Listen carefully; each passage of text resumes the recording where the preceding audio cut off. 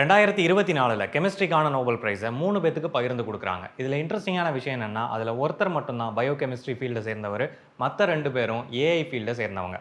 எதுக்காக அந்த நோபல் பரிசு அப்படின்னு பார்த்தோம்னா, 60 வருஷத்துக்கும் மேலே மேக்ஸாலையும் கம்ப்யூட்டர் ப்ரோக்ராமாலையும் சால்வ் பண்ண முடியாத புரோட்டீன் ஸ்ட்ரக்சர் பேட்டர்னை வந்து ஏஐயை வச்சு சால்வ் பண்ணிட்டாங்க. நம்ம இன்னைக்கு ஏஐயை இன்ஃபர்மேஷன் எடுக்கிறதுக்காகவும் இமேஜை ஜென்ரேட் பண்ணுறதுக்காகவும் இன்னும் பல விதமான விஷயங்களுக்காகவும் பயன்படுத்துகிறோம். ஆனால் இந்த ஏஐ நிஜமாவே மனித குலத்துக்கு ஒரு முக்கியமான ஒரு மாற்றத்தை கொடுத்துருக்கு அப்படின்னா அது இந்த புரோட்டீன் ஸ்ட்ரக்சரை வந்து ஐடென்டிஃபை பண்ணதை சொல்லலாம். இது எப்படி சாத்தியமாச்சு? கணிதத்தாலையும் அறிவியலாலையும் கண்டுபிடிக்க முடியாத ஒரு விஷயத்தை எப்படி ஏஐ கண்டுபிடிச்சது அப்படின்றது ரொம்பவே இன்ட்ரெஸ்டிங்கான விஷயம். இந்த வீடியோவில் நம்ம அதை பற்றி தான் டீட்டெயிலாக பார்க்க போகிறோம். மனிதனோட உடல் அப்படின்றது ஒரு கம்ப்ளீட்டான லிவிங் ஆர்கனிசம். இந்த ஆர்கனிசம்குள்ளே பலவிதமான ஆர்கன் சேர்ந்து இல்லை ஆர்கன் சிஸ்டம் சேர்ந்து வேலை செய்யுது. அதுக்கு அர்த்தம் என்னென்னா, இந்த உள்ளே இருக்கக்கூடிய ஆர்கன்ஸ் எல்லாமே தன்னிச்சையாக செயல்படும். அதோட வேலையை வந்து தொடர்ந்து செஞ்சுக்கிட்டே இருக்கும். ஸோ இந்த ஆர்கன்ஸோ டிஷ்யூஸோ இதெல்லாம் உருவாகிருக்கிறது எதை வச்சு அப்படின்னு சொல்லி கேட்டிங்கன்னா, செல்ஸ்.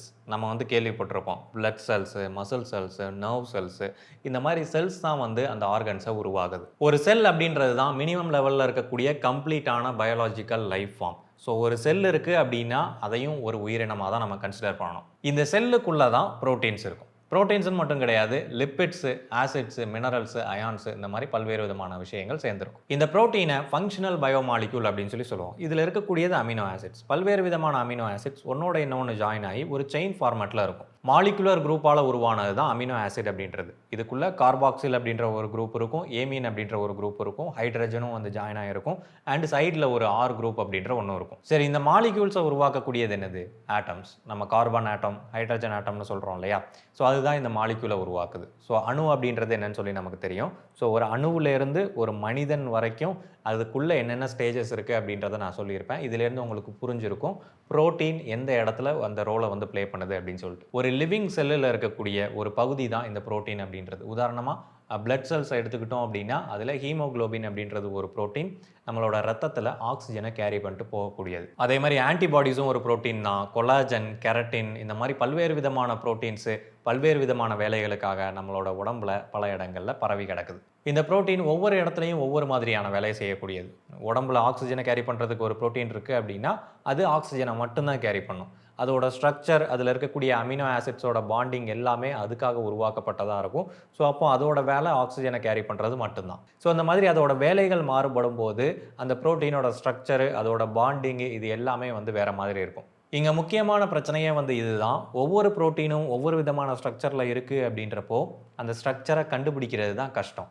இந்த மாதிரி ப்ரெடிக்டே பண்ண முடியாத ப்ரோட்டீன் ஸ்ட்ரக்சரை சால்வ் பண்ண முடிஞ்ச ஏஐயால் உங்களோட ஸ்போக்கன் இங்கிலீஷை இம்ப்ரூவ் பண்ண முடியாதா என்ன? இப்போ பாருங்கள், output wrongly come, needed 1 day extra to correct that problem. நீங்க சொன்ன சென்டென்ஸ்ல மிஸ்டேக்ஸ் இருக்கு, அதை இப்படி கரெக்டா சொல்லுங்க. The output came out wrong. I need 1 extra day to correct the program.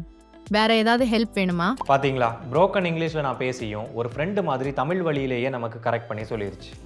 இது கூடவே அன்லிமிட்டட் இன்ட்ராக்டிவ் இங்கிலீஷ் ஆக்டிவிட்டீஸும் ப்ரொவைட் பண்ணுறாங்க. இன்டர்வியூ, டெய்லி ஆஃபீஸ் கான்வர்சேஷன் மாதிரியான ஸ்பெசிஃபிக்கான சுச்சுவேஷனை வச்சு நம்ம இந்த இங்கிலீஷை பேசி நம்ம கற்றுக்கும் போது இன்னுமே எஃபெக்டிவாக கற்றுக்க முடியும். அது மட்டும் இல்லாமல் இந்த கோர்ஸில் ஒரு பர்சனல் டீச்சரையும் கொடுப்பாங்க. அவங்க உங்களுக்கு ஃபீட்பேக்கு, கைடன்ஸு இது எல்லாமே ப்ரொவைட் பண்ணுவாங்க. இதுதான் சூப்பர் நோவா ஏஐ. ஜாபில் இங்கிலீஷை ஃப்ளூவெண்ட்டாக பேச தெரியாமல் ஒரு நல்ல பொசிஷனுக்கு ரீச் ஆக முடியாமல் இருக்கீங்களா? அப்போ சூப்பர் நோவா ஏஐ உங்களுக்கு ஒரு சூப்பர் சொல்யூஷனாக இருக்கும். கண்டிப்பாக ட்ரை பண்ணி பாருங்கள். டிஸ்கிரிப்ஷனில் ஜாயினிங் லிங்க் கொடுத்துருக்கேன். அது மூலமாக ஜாயின் பண்ணுற ஃபஸ்ட்டு 100 யூசர்ஸ்க்கு மட்டும் 70% ஸ்பெஷல் டிஸ்கவுண்ட் கொடுக்குறாங்க. மிஸ் பண்ணாமல் உடனே ஜாயின் பண்ணுங்கள். இந்த ஏஐ டெக்னாலஜி இன்னைக்கு வர்ற வரைக்கும் இந்த ப்ரோட்டீன் ஸ்ட்ரக்சரை எந்த மாதிரி கண்டுபிடிச்சிட்டு இருந்தாங்க அப்படின்னா, இப்போ உதாரணமாக நமக்கு ஹீமோக்ளோபினோட ஸ்ட்ரக்சர் தெரியணும் அப்படின்னா ஹீமோக்ளோபினை அதிக அடர்த்தியில் ஒரு கிறிஸ்டல் ஃபார்மில் வந்து உருவாக்குவாங்க. அந்த கிறிஸ்டலில் எக்ஸ்ரே வந்து ஷூட் பண்ணுவாங்க. அந்த எக்ஸ்ரே அந்த ப்ரோட்டீன் பேட்டர்னில் பட்டு டிஃப்ராக்ட் ஆகும். அது ஒரு பேட்டர்னை வந்து உருவாக்கும். ஸோ இந்த டிஃப்ராக்ஷன் பேட்டர்ன் இருக்கு இல்லையா, இதை திரும்ப அப்படியே ரிவர்ஸில் எந்தெந்த மாதிரி ப்ரோட்டீன் ஸ்ட்ரக்சரில் இருந்தால் இது இந்த மாதிரி டிஃப்ராக்ட் ஆகிருக்கும் அப்படின்றத ரிவர்ஸ் கேல்குலேஷன் பண்ணி அந்த ஸ்ட்ரக்சரை வந்து எடுத்துகிட்டு வந்தாங்க. இதுக்காகக்கூடிய டைம், இதுக்காகக்கூடிய செலவு, இது ரெண்டுமே ரொம்ப அதிகம். இந்த 60 வருஷத்தில் எந்த அளவு இவங்க ப்ரோட்டீன் பேட்டர்னை கண்டுபிடிச்சிருக்காங்க அப்படின்னு சொல்லி பார்த்தோம்னா அதிகபட்சமாக 1,50,000 வரைக்கும் தான் கண்டுபிடிச்சிருக்காங்க. ஆனால் பல 100 மில்லியன் கணக்கில் ப்ரோட்டீன்ஸ் வந்து இருக்குது. அதில் இவ்வளவு தான் கண்டுபிடிக்க முடிஞ்சிருக்கு. சரி, எதுக்காக அந்த ப்ரோட்டீன் ஸ்ட்ரக்சரை வந்து நம்ம ப்ரெடிக்ட் பண்ணணும்? அது பாட்டு இருந்துட்டு போகுது, அது அதோட வேலையை செய்ய போகுது. எதுக்கு நம்ம சம்மந்தமே இல்லாமல் இந்த ஸ்ட்ரக்சரை நம்ம கண்டுபிடிச்சி அதை வச்சு என்ன செய்ய போகிறோம் அப்படின்னு சொல்லி கேட்டிங்கன்னா, இப்போ உதாரணமாக நம்மளோட இதயம் இருக்குது. இந்த இதயத்தில் ஏற்படக்கூடிய பிரச்சனைகளை நம்ம சரி செய்யணும் அப்படின்னா, அந்த இதயம் எந்த மாதிரியான ஷேப்பில் இருக்குது, அது என்ன ஸ்ட்ரக்சரில் இருக்குது அப்படின்ற விஷயங்கள்லாம் தெரிஞ்சால் தான் அதை சால்வ் பண்ண முடியும். அதே மாதிரி இன்னைக்கு ஏற்படக்கூடிய பலவிதமான நோய்களுக்கு, மெயினாக கேன்சர் மாதிரியான நோய்களுக்கு வந்து இந்த புரோட்டீன் ஸ்ட்ரக்சர் வந்து ஒரு முக்கியமான பங்களிக்குது. கேன்சர் உருவாகும் போது அது இருக்கக்கூடிய அந்த 3D புரோட்டீன் ஸ்ட்ரக்சரை வேற மாதிரியாக மாற்றி விட்டுரும். ஸோ மாற்றப்பட்ட இந்த புரோட்டீன் ஸ்ட்ரக்சரை நம்ம ரிவர்ஸ் பண்ணுறதுக்கு அது ஒரிஜினலாக எந்த மாதிரி இருந்தது அப்படின்றது தெரிஞ்சாதான் நம்மளால் ரிவர்ஸ் பண்ண முடியும். ஸோ இதுக்காக தான் நமக்கு அந்த புரோட்டீனோட ஸ்ட்ரக்சரை தெரிஞ்சுக்கிறது ரொம்ப முக்கியம். இது கேன்சருக்குன்னு மட்டும் கிடையாது, இன்னும் பலவிதமான நோய்களுக்கு ஹெல்ப் பண்ணும். அது போக மருந்து தயாரிக்கிறதுக்கு, அது மட்டும் இல்லாமல் ஒரு புரோட்டீன் ஸ்ட்ரக்சர் நமக்கு எப்படி இருக்குன்னு தெரிஞ்சது அப்படின்னா அதே மாதிரியான ஸ்ட்ரக்சரை நம்ம லேப்ல உருவாக்கி அதை வேறு விஷயங்களுக்காகவும் பயன்படுத்த முடியும். அண்ட் என்விரான்மெண்ட்டில் பிளாஸ்டிக்கை டீக்ரேட் பண்ணுறதுக்கு இந்த புரோட்டீன் ஸ்ட்ரக்சரை பயன்படுத்த முடியும்னு சொல்கிறாங்க. இந்த மாதிரி பல்வேறு விதமான அட்வான்டேஜஸ் இதில் இருக்குது. சரி, இந்த புரோட்டீன் பேட்டர்னை மேக்ஸை வச்சு ஏன் கண்டுபிடிக்க முடியாது? பிகாஸ் மேக்ஸை வச்சு நம்ம எல்லா விதமான ஸ்ட்ரக்சர், பேட்டர்ன்ஸ் அண்ட் ப்ராப்ளத்தையும் வந்து சால்வ் பண்ண முடியும். அப்படின்றப்போ மேக்ஸ் ஃபார்முலாஸை வச்சு ஏன் கண்டுபிடிக்க முடியாது அப்படின்னு சொல்லி பார்த்தோம்னா, இப்போ இந்த செயினை வந்து ஒரு அமினோ ஆசிட் செயினாக வச்சுக்கலாம், ப்ரோட்டீனில் இருக்கிற மாதிரி. ஸோ இப்போ இந்த செயினை வந்து நான் கிராவிட்டிக்கு அகெயின்ஸ்டாக கீழே போடுறேன் அப்படின்னா இது ஒரு பேட்டர்னை வந்து உருவாக்கும். பட் இந்த பேட்டர்ன் வந்து ரேண்டமானது அப்படின்னு சொல்லி நம்ம சொல்கிறதுக்கு வாய்ப்பு இருக்குது. பட் இது வந்து ரேண்டம் கிடையாது. இந்த இதையே நம்ம திரும்ப திரும்ப 10,000 தடவை, 20,000 தடவை, இல்லை லட்சக்கணக்கான தடவை அதே மாதிரி போடும்போது அந்த பேட்டர்ன் மறுபடியும் ரிப்பீட் ஆகும்.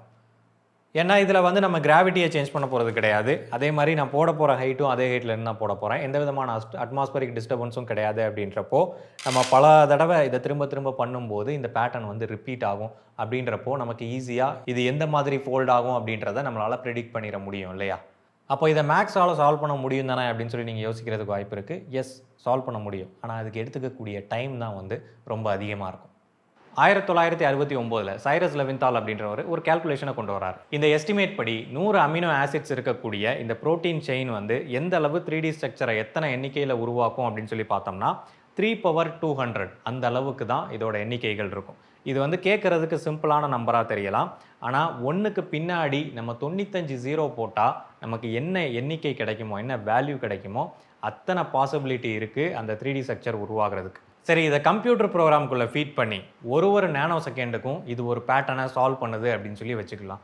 அந்த வகையில் நம்ம இது மொத்த பேட்டர்னையும் சால்வ் பண்ணுறதுக்கு எவ்வளோ நாள் எடுத்துக்கும் அப்படின்னு சொல்லி பார்த்தீங்கன்னா, நம்ம யூனிவர்ஸோட ஏஜ் இருக்கு இல்லையா, 13.8 பில்லியன் இயர்ஸ், அவ்வளோ டைம் எடுத்துக்கிட்டாலும் இதால் சால்வ் பண்ணி முடிக்க முடியாது. அதையும் தாண்டி இந்த பேட்டர்ன்ஸோட எண்ணிக்கை வந்து அதிகமாக இருக்குது. ஸோ இந்த பேட்டர்னை ஏஐ எப்படி சால்வ் பண்ணுச்சு அப்படின்றது தான் இன்னுமே இன்ட்ரெஸ்டிங்கான விஷயம். ஏஐ எப்படி ஒர்க் ஆகும் அப்படின்றத நம்ம முன்னாடியே பார்த்தோம். அதில் நியூரல் நெட்வொர்க் அப்படின்ற ஒன்று இருக்கும். இது வந்து ஜஸ்ட்டு கம்ப்யூட்டர் அல்காரிதமை மட்டுமே ஃபாலோ பண்ணுறது கிடையாது. இது வந்து லேர்ன் பண்ணும். அதாவது ஆல்ரெடி எக்ஸிஸ்டிங்காக இருக்கக்கூடிய இன்புட்ஸை வச்சு இது லேர்ன் பண்ணிவிட்டு எந்த மாதிரியான அவுட்புட்டை கொடுக்கும் அப்படின்றத அதுவே முடிவு பண்ணும். ஸோ இந்த ஏஐயில் இருக்கக்கூடிய டீப் லேர்னிங் மெத்தடில் டிரான்ஸ்ஃபார்மர் அப்படின்ற ஒன்று இருக்குது. அதுதான் ChatGPTயோட லாஸ்ட்டு டீயை வந்து மென்ஷன் பண்ணுது. இந்த டிரான்ஸ்ஃபார்மர் என்ன பண்ணும் அப்படின்னா, கொடுக்கக்கூடிய இன்புட்டை வச்சு ஒரு புரிதலை வந்து உருவாக்கும். இப்போ உதாரணமாக ஒரு சென்டென்ஸ் இருக்குது. இம்ரான் வீட்டிற்கு வெளியே இடையூறாக இருக்கக்கூடிய மரத்தை பிடுங்கி நட்டார் அப்படின்னு சொல்லி ஒரு சென்டென்ஸ். இந்த சென்டென்ஸில் இருக்கக்கூடிய இன்ஃபர்மேஷன்ஸை தவிர சில அடிஷ்னலான இன்ஃபர்மேஷனையும் இந்த டிரான்ஸ்ஃபார்மரால் எடுக்க முடியும். இதில் இம்ரான் மரத்தை பிடுங்கி நட்டார் அப்படின்றது எங்கே நட்டார், அதே இடத்துல நட்டாரா இல்லை வேற ஒரு இடத்துல நட்டாரா அப்படின்றத இடையூறாக அப்படின்ற வேர்டு மூலமாக அது ஐடென்டிஃபை பண்ணும். இடையூறாக இருக்குது அப்படின்ற பட்சத்தில் அதே இடத்துல அவர் நடுறதுக்கு வாய்ப்பு இல்லை, அப்போது வேற ஒரு இடத்துல தான் நட்டிருப்பார் அப்படின்னு சொல்லி கண்டுபிடிக்கும். ஸோ அந்த மாதிரி கொடுக்கப்பட்ட சென்டென்ஸில் இருந்து ஒரு புரிதலை உருவாக்கி அடிஷ்னல் இன்ஃபர்மேஷன்ஸ் இல்லை அதில் இருக்கக்கூடிய இன்ஃபர்மேஷனையே இன்னும் பெட்டராக அண்டர்ஸ்டாண்டிங் பண்ணுறது தான் இந்த டிரான்ஸ்ஃபார்மர் அப்படின்றது. இந்த டிரான்ஸ்ஃபார்மர் மாதிரியே ப்ரோட்டீன் ஸ்ட்ரக்சரை ப்ரெடிக்ட் பண்ணுறதுக்காக ஈவோ ஃபார்மர் அப்படின்ற ஒன்றையும் கொண்டு வராங்க. இப்போ இந்த ஏஐக்கு ஆல்ரெடி நம்மக்கிட்ட இருக்கக்கூடிய 1,50,000 ப்ரோட்டீன் ஸ்ட்ரக்சர் அண்ட் அதை எப்படி கண்டுபிடிச்சாங்க, அது என்னென்ன பேட்டர்னில் வந்திருக்கு அப்படின்ற மாதிரியான இன்புட்ஸ் எல்லாத்தையும் ஃபீட் பண்ணுறாங்க. நம்ம கொடுத்த இன்புட் எல்லாம் வச்சு இந்த ஏஐ நல்லா கற்றுக்கிட்டதுக்கு அப்புறமா அதுக்கிட்ட ஒரு பேட்டர்னை வந்து கிரியேட் பண்ண சொல்கிறாங்க. இப்போ உதாரணமாக ஹீமோக்ளோபினோட ப்ரோட்டீன் ஸ்ட்ரக்சரை வந்து உருவாக்கு அப்படின்னு சொல்லி சொல்கிறாங்க. ஸோ இது 0லேருந்தே எப்படி அந்த பேட்டர்னை உருவாக்கும் அப்படின்னு சொல்லி பார்த்தீங்கன்னா, இதுக்கு கிடைச்ச இன்புட்ஸ் இருக்கு இல்லையா, அதில் ஆல்ரெடி ஹீமோகுளோபினோட பேட்டர்ன்ஸ் வந்து இருக்கும். இதில் அனிமலுக்கும் மனுஷனுக்கும் வந்து பெரிய அளவில் வித்தியாசம் இருக்காது. அந்த அமினோ ஆசிட் செயின்ஸில் கடைசியில் வரக்கூடிய செயின்ஸில் தான் கொஞ்சம் மாறி இருக்கும். அப்போ இது ஸ்டார்டிங்கில் வரக்கூடிய அந்த போர்ஷனை அதே மாதிரியே ரெப்ளிகா பண்ணிவிட்டு அதுக்கு அடுத்து வரக்கூடிய போர்ஷனை எந்தெந்த உயிரினங்களில் எந்தெந்த மாதிரி மாறி இருக்கு, மாறினதுக்கான ரீசன் என்ன அப்படின்ற மாதிரியான இன்புட் இன்ஃபர்மேஷன்லாம் வச்சு அதுக்கு அடுத்த செயின் பேட்டர்னையும் இது உருவாக்கும். இப்போ அந்த செயின் ஃபார்ம் ஆயிருச்சு அப்படின்னு சொல்லி வச்சுப்போம். இந்த செயினை ஃபார்ம் பண்ணுறது மட்டுமே முக்கியம் கிடையாது. இப்போ அந்த செயின் என்ன பேட்டர்னில் வந்து 3D ஸ்ட்ரக்சராக மாறணும் அப்படின்றது தான் முக்கியமான விஷயம். ஸோ இங்கே நம்ம பார்த்த மாதிரி அது எந்த மாதிரியான பேட்டர்னாக வேணால் உருவாகலாம். ஆனால் இதுக்கு சில லிமிடேஷன்ஸை வந்து நம்மளால் செட் பண்ண முடியும். அதுக்கு ஒன்லி இந்த டேட்டா செட்ஸை மட்டுமே இன்புட்டாக கொடுத்துருக்க மாட்டாங்க. மேக்ஸு, கெமிஸ்ட்ரி இந்த மாதிரி அல்கரிதம்ஸையும் வந்து இன்புட்டாக கொடுத்துருப்பாங்க. ஸோ இது என்ன பண்ணும் அப்படின்னு சொல்லி கேட்டிங்கன்னா, இப்போ ஒரு அமினோ ஆசிடில் பாசிட்டிவும் நெகட்டிவும் இந்த 2 சார்ஜஸுமே இருக்கும். அப்போ ஒரே மாதிரியான சார்ஜஸ் ஒன்று விளக்கும் அப்படின்றது நமக்கு தெரியும். அப்போ அந்த ஸ்ட்ரக்சருக்குள்ளே பாசிட்டிவ் சார்ஜும் ரொம்ப க்ளோஸாக வருது அப்படின்னா அது அந்த மாதிரி இருக்கிறதுக்கு வாய்ப்பு கிடையாது. ஏன்னா அது ஒன்று விளக்கிரும் அப்படின்றப்போ மொத்த ஸ்ட்ரக்சரே வந்து உடஞ்சி போயிடும் அப்படின்னு சொல்லிட்டு அந்த பேட்டர்னை வந்து எலிமினேட் பண்ணிடும். அதே மாதிரி நெகட்டிவும் பாசிட்டிவும் ரொம்ப க்ளோஸாக வருது அப்படின்னா அது ஒன்னோட இன்னொன்று ஒட்டிக்கும் அப்படின்றப்போ அங்கேயும் அந்த அமினோ ஆசிட்டோட பேட்டர்ன் வந்து உடஞ்சி போயிடும் அப்படின்றதுனால அது வேறு மாதிரியான ப்ரோட்டீன் செயினாக மாறிடும். ஸோ அப்போ அந்த பேட்டர்னையும் வந்து அது எலிமினேட் பண்ணிடும். அது போக மேத்தமெட்டிக்கல் பேட்டர்னில் அது ஒரு ட்ரையாங்கிளாக ஃபார்ம் ஆகுது அப்படின்னா அந்த ட்ரையாங்கிளுக்கு எக்கச்சக்கமான ரூல்ஸ் இருக்குது. உதாரணமாக பித்தகோரஸ் தியரம் அப்ளை பண்ணோம் அப்படின்னா 2 சைடையும் ஸ்கொயர் பண்ணி கிடைக்கக்கூடிய வேல்யூ இன்னொரு சைடோட ஈக்குவலாக இருக்கும் அப்படின்ற பட்சத்தில் அப்போ அந்த காம்ப்ளிகேஷனை தாண்டி அது மீறி போக முடியாது அப்படின்றதுனால அப்போ ஒரு ட்ரையாங்கிள் ஃபார்ம் ஆகும்போது அது இந்த ஷேப்பில் தான் இருக்கும், இல்லை இந்த ஏரியாக்குள்ளே தான் இருக்கும் அப்படின்றத அதால் ஐடென்டிஃபை பண்ண முடியும். அது போக ஃபிசிக்கல் கன்ஸ்ட்ரைன்ஸ் இருக்கும். அந்த செயின் பிளாக்கு எந்த அளவுக்கு மீள முடியும், எந்த அளவுக்கு சுருங்க முடியும், இந்த மாதிரி பல்வேறு விதமான பேராமீட்டர்ஸ் கால்குலேஷன்ஸை வச்சு ஒரு 3D பேட்டர்னை வந்து இந்த ஏஐ மாடல் வந்து ஃபார்ம் பண்ணிடும்.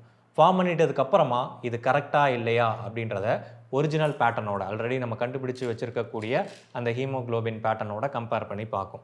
கரெக்டாக இருந்துச்சு அப்படின்னா அதோட அக்யூரசி லெவல் எந்த அளவு இருக்குது அப்படின்ற மாதிரி கொடுக்கும். பட் கரெக்டாக இருக்கிறதுக்கு பெரும்பாலும் வாய்ப்பு கிடையாது.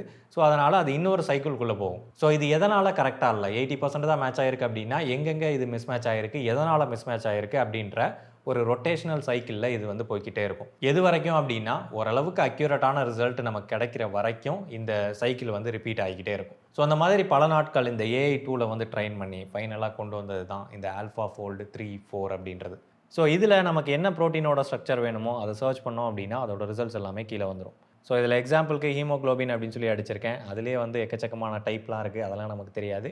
சும்மா ரெஃபரன்ஸ்க்காக நான் உங்களுக்கு இதை காமிக்கிறேன். ஸோ இதை ஃபுல் ஸ்க்ரீனில் போட்டோம் அப்படின்னா ஸோ இந்த ப்ரோட்டீன் வந்து எந்த மாதிரி ஃபோல்ட் ஆகிருக்கு அப்படின்றது காட்டுது. அண்டு எந்தெந்த இடத்துல எந்தெந்த அமினோ ஆசிட் வருது அப்படின்ற டீட்டெயில்ஸும் வந்து நமக்கு இங்கே கொடுக்குது. பார்க்குறதுக்கு ஏதோ நூடுல்ஸை பிச்சு போட்ட மாதிரி இருக்குது, பட் இது அந்த மாதிரி கிடையாது. இது அதோட வேலையை செய்கிறதுக்காக இதுதான் பர்ஃபெக்டான ஸ்ட்ரக்சர். இதிலேருந்து லைட்டாக மாறி இருந்தால் கூட அதோட வேலையை ஒழுங்காக செய்யாது. ஸோ இதால் இன்றைக்கி உலகத்தில் இருக்கக்கூடிய எல்லா விதமான ப்ரோட்டீன் ஸ்ட்ரக்சரும் வந்து நமக்கு தெரிஞ்சு போச்சு. கிட்டத்தட்ட 200 மில்லியன் ப்ரோட்டீன் ஸ்ட்ரக்சர் வந்து நமக்கு இப்போ தெரியும். கடந்த 60 ஆண்டுகளாக நம்ம கொஞ்சம் கொஞ்சமாக கண்டுபிடிச்சி 1,50,000 வரைக்கும் தான் கண்டுபிடிச்சோம். ஆனால் இன்றைக்கி சடனாக உருவாகியிருக்கக்கூடிய இந்த பீக் ஒரு சில வருடங்கள்லேயே கிட்டத்தட்ட 200 மில்லியன் ப்ரோட்டீன் பேட்டர்ன் வந்து நமக்கு தெரியுது அப்படின்னா இது இந்த ஏஐயோட ஒரு அதீதமான வளர்ச்சின்னு சொல்லலாம். இன்றைக்கி நம்ம அன்றாட வாழ்க்கையில் பயன்படுத்தக்கூடிய ஒரு சில மருந்துகள் வந்து இந்த ப்ரோட்டீன் பேட்டர்னை ஐடென்டிஃபை பண்ணதுனால தான் வந்துச்சு. இதுக்கு அடுத்த லெவலாக இந்த ப்ரோட்டீன் பேட்டர்ன்லாம் நமக்கு தெரிஞ்சதுனால இந்த ப்ரோட்டீனையே வந்து நம்மளால் லேபில் சிந்தசைஸ் பண்ணி உருவாக்க முடியும். அப்படி உருவாக்குறதுனால பயாலாஜிக்கலாக எக்கச்சக்கமான விஷயங்களை அச்சீவ் பண்ண முடியும். அதுபோக என்விரான்மெண்டலாக அந்த பிளாஸ்டிக் பிரச்சனை, அதுபோக சுற்றுச்சூழல் மாசுபடுற பிரச்சனைலாம் இருக்குது இல்லையா, அதையும் வந்து இந்த ப்ரோட்டீன் பேட்டர்னை அந்த ப்ரோட்டீன்ஸை உருவாக்குறது மூலமாக சால்வ் பண்ண முடியும் அப்படின்னு சொல்லி சொல்கிறாங்க. இதுக்கு பின்னாடி எவ்வளோ பொட்டன்ஷியல் உருவாகுது, எவ்வளோ ரிசர்ச்சர்ஸ் நடக்குது அப்படின்றத கண்டிப்பாக எல்லாரும் தெரிஞ்சுக்கணும். ஸோ கூடுமான அளவு ஸ்டூடெண்ட்ஸுக்கு நிறைய பேத்துக்கு இந்த விஷயத்தை ஷேர் பண்ணுங்கள். இவ்வளோ தான் இந்த வீடியோ உங்களுக்கு புரிஞ்சிருக்கும்னு நினைக்கிறேன். புரிஞ்சிருக்கும்னு நினைக்கிறேன். இன்ஜினியரிங் ஃபேக்ட் சேனலுக்கு சப்ஸ்கிரைப் பண்ணுங்கள். நன்றி.